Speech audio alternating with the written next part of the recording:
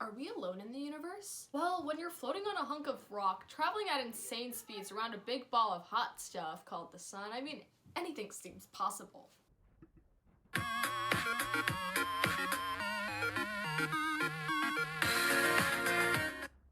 Hi, my name is Tyra Meta, and my life is kinda crazy. I think you would say I'm your average 15-year-old, but I really like science.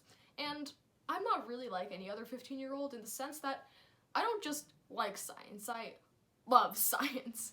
And so I decided to go out of my way to explain some really hard concepts to people in really easy ways. And I also do some pretty hard things and pretty hard projects in pretty simple ways. And in today's video, I'm going to be describing one of the things that I am currently building. Well, I actually am trying to create an exoplanet detector using convolutional neural networks. Crazy big words, please explain. For our purposes, we have two main types of planets: Earth-like planets and not Earth-like planets. So any planet that we find outside of our solar system is called an exoplanet. And what we're trying to do is find exoplanets that have Earth-like qualities. So what do we do right now for that? We actually do something pretty cool called transit photometry. Big word, let me break it up for you. Think of it like this. So when you're watching a movie in a movie theater, there's a projector, right? But if someone walks in front of the projector screen, it gets dim for a second. There's a shadow, and the projection is not as bright as it was before. This is exactly what happens in transit photometry. When a planet crosses our vision and the star in front of it, the star in front of it gets pretty dim, right? Therefore, it appears to be less bright to us. Because planets in the night sky are so small and so far away, we can't just measure them by looking at them because it's really hard to see them in the night sky because they are like light years away, right? So what scientists have tried to do, or astronomers have tried to do, is to look at the star that it's trying to surround and see the light of that star over a period of time. That period of time and that curvature of the light tells us how big the planet is and how much time it takes for it to get around the star. Overall, that kind of tells us whether it's the size of Earth or not. So it's really cool. But here's the thing. How do we measure curvatures in a star's light over time? Human observation. That stuff never works out. I don't even know why we do it. Like, it makes no sense to me. And here's the thing.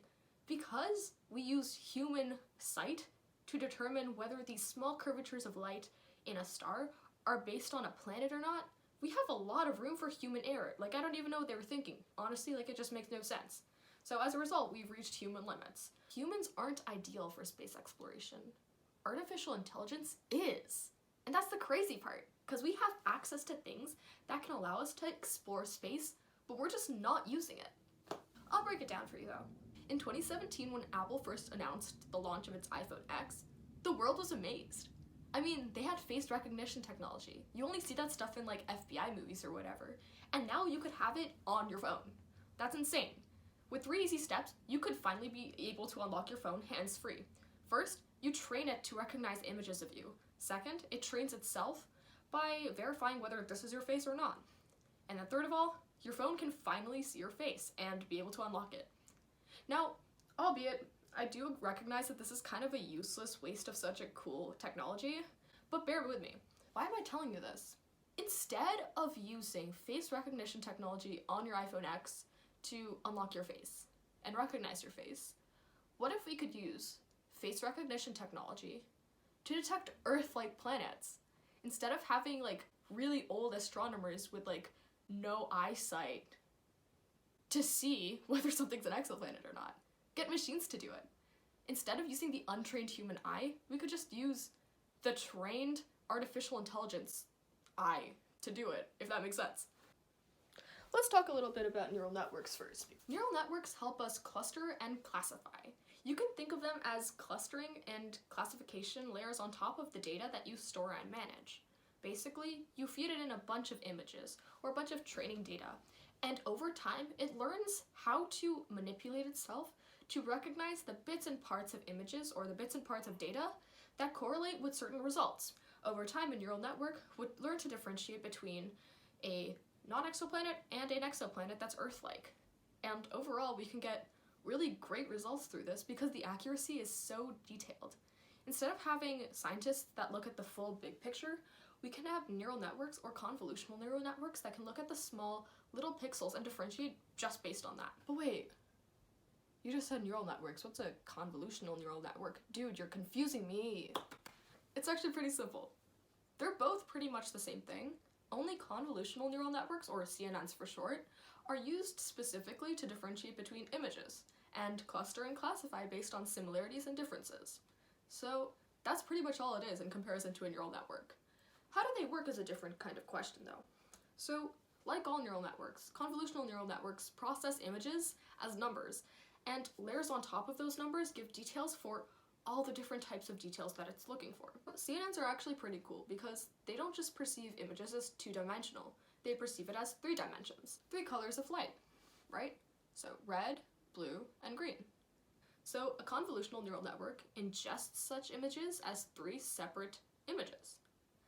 And these are just stacked on top of one another. And afterwards, each of the pixels in this image is given a number. The higher the number, the more intense the color is. So if the color is like green and you get a really high number, that means that one pixel had a really high amount of green in it, or a very concentrated amount of green.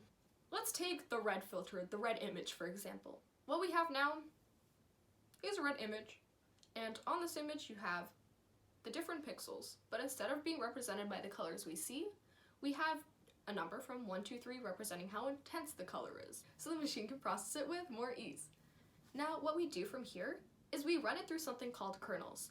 Now, kernels are what make the CNNs able to identify and classify images. They pick up different parts of these images that correlate with what it's trying to look for. So in an exoplanet, say, there's different curves and edges that make an exoplanet, and make it different from, say, a non-exoplanet or something that's not an Earth-like planet. So using these filters, we run through the sequence of numbers and absorb the net or the dot product from each of these and put it in a new smaller type of filter or matrix. And from there, we keep repeating that process through different filters and different kernels. So from here, we just kind of keep running it through different kernels that can detect different parts of what make an exoplanet. And after that, we come down with a really small sort of matrix that a machine can absorb with better ease. So what do CNNs mean for space exploration? Humanity has had a record of having a pretty accelerated human exploration phase. We love exploring things, and obviously that makes us want to explore more. So we had a huge exponential increase in human exploration in space. But then we reached our ceiling. Sky's the limit, right? But with convolutional neural networks, the sky doesn't even have to be our limit. We can just go above and beyond as far as we want. And the best part is, even you can do this in 3 simple steps. First off, just go to NASA's public data set for exoplanets and download the whole thing. From there, you can build a convolutional neural network that can help differentiate between the light curvatures of those different stars that you're looking at. And third of all, from there you can detect which ones are Earth-like, because they're either in the habitable zone or depending on their size. And dude, that's crazy. You can create it. I can create it. Anyone can do this. Because by simply intersecting something like artificial intelligence or technology with space exploration, we can revamp an entire industry. To bring it back to what I said earlier, we're on a quest. And although that quest has met its very human limits, it doesn't have to. By using artificial intelligence or using technology, we can continue our pursuit to learn more about the world around us and the world above us. And honestly, who knows? Maybe we really aren't alone in this big, dark universe. Thank you so much for watching. Make sure to hit me up on LinkedIn, hit me up on Medium, and like, comment, and subscribe. Thank you.